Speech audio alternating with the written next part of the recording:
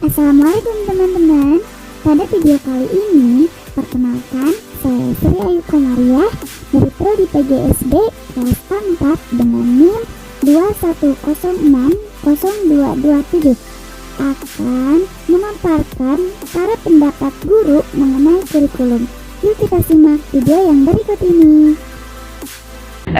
Yang pertama, apa pendapat Ibu mengenai perubahan kurikulum yang sampai saat ini terjadi di Indonesia? Perubahan kurikulum yang saat ini terjadi di Indonesia mungkin karena adanya tuntutan untuk penyesuaian zaman. Kemudian untuk menyempurnakan kurikulum yang sebelumnya. Akan tetapi banyak sekali ini hambatannya. Yang pertama mungkin dari segi sosialisasi untuk kurikulum tersebut kepada tenaga pendidik ya, terutama tenaga pendidik yang ada di pelosok ya, jangkauannya jauh dan mungkin sulit untuk mendapatkan informasi. Kemudian mengenai fasilitas yang dimiliki setiap daerah tentunya berbeda. Sedangkan kurikulum yang sekarang kan dituntut untuk menggunakan teknologi masa kini. Terima kasih. Nah, untuk yang kedua, Ibu, saya juga meminta pendapat dari Ibu mengenai implementasi pembelajaran tentang Merdeka Belajar. Implementasi pembelajaran Merdeka Belajar ya, itu mungkin menuntut tenaga pendidik untuk lebih meningkatkan inovasi dalam membuat rencana pembelajaran ya. Kemudian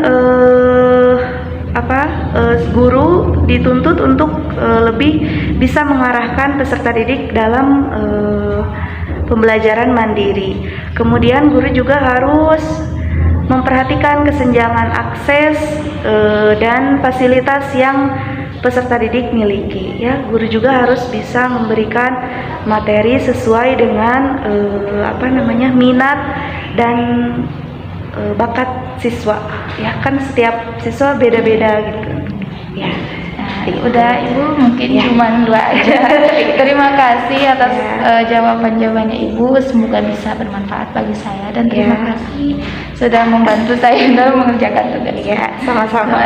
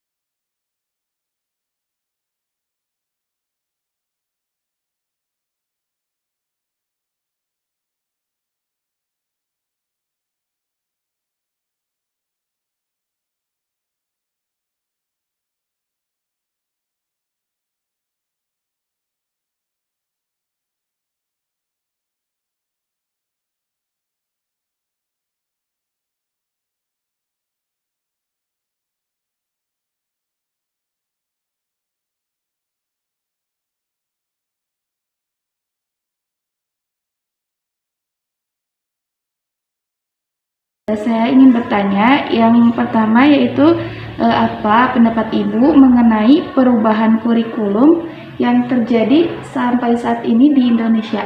Begitu Ibu. Ya, terima kasih Ayu. Menurut Ibu, perubahan kurikulum saat ini di Indonesia, mungkin kurikulum ini disesuaikan dengan perkembangan zaman, karena mungkin dari kurikulum yang lalu itu ada sedikit perlu diinovasi, karena mungkin kalau misalkan kita mengacu terus ke kurikulum masa lalu, nah itu tidak akan sesuai dengan perkembangan zaman saat ini. Tetapi untuk kurikulum dalam perubahan kurikulum saat ini itu pun tidak mudah, tetapi harus menggunakan waktu yang tidak sedikit, karena tuntutan dalam kurikulum saat ini mungkin aja berbeda pada setiap daerah, karena mungkin fasilitas yang ada di setiap daerah tidak sama. Nah, jadi kurikulum saat ini emang harus disesuaikan dengan perkembangan zaman, tapi juga harus melihat dengan perkembangan yang ada di setiap daerah juga. Nah, mungkin dari Ibu segitu ya. Nah, Ibu ada juga pertanyaan yang selanjutnya, apa juga pendapat Ibu mengenai implementasi pembelajaran tentang Merdeka Belajar?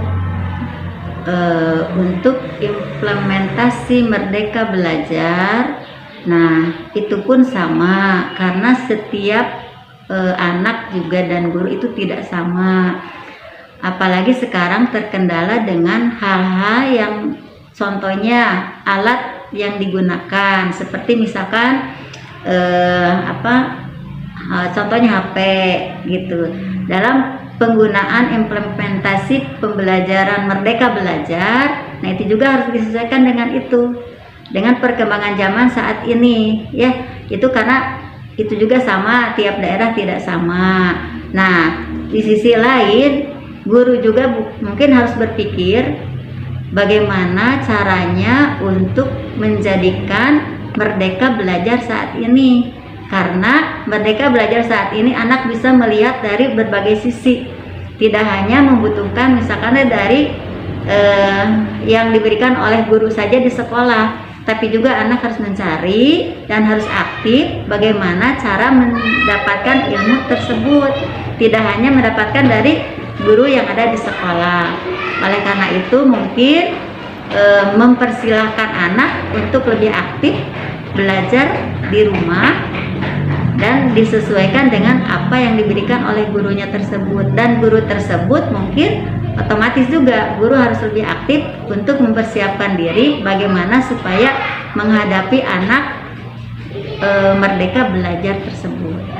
Mungkin dari Ibu sekian, mudah-mudahan jadi bekal untuk ke depan. Terima kasih Ibu atas pendapatnya, semoga bisa jadi ilmu juga untuk kita, dan maaf telah mengganggu waktunya Ibu.